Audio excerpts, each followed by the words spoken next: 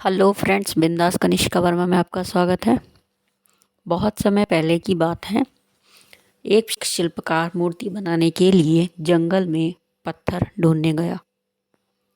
वहाँ उसको एक बहुत ही अच्छा पत्थर मिल गया, जिसको देखकर वह बहुत खुश हुआ और कहने लगा, यह मूर्ति बनाने के लिए बहुत सही पत्थर है। जब वह आ रहा था तो उसको एक और पत्थर मिला। उसने उस पत्थर को भी अपने साथ ले लिया।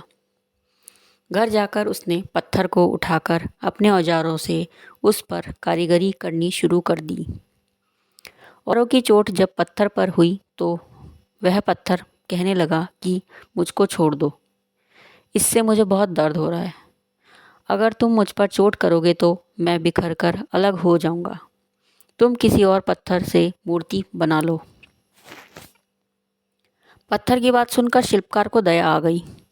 उसने उस पत्थर को छोड़ दिया और दूसरे पत्थर को लेकर मूर्ति बनाने लगा। वह पत्थर कुछ नहीं बोला। कुछ समय में शिल्पकार ने उस पत्थर से बहुत अच्छी भगवान की मूर्ति बना दी। गांव के लोग मूर्ति बनाने के बाद उसको लेने आए।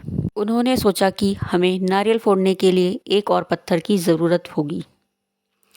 उन्होंने वहाँ रखे पहले पत्थर को भी अपने साथ ले लिया।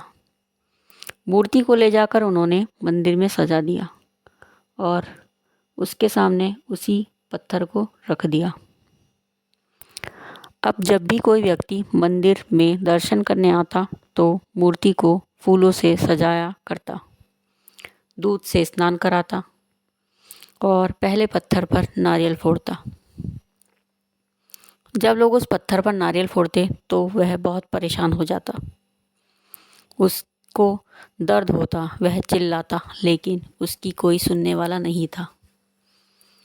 उस पत्थर ने मूर्ति बने पत्थर से बात करी और कहा कि तुम्हारे तो बड़े मज़े हैं, लोग तुम्हारी पूजा करते हैं, तुमको दूध से स्नान कराते हैं और लड्डुओं का प्रसाद चढ़ाते हैं, लेकिन मेरी तो किस्मत ही खराब है।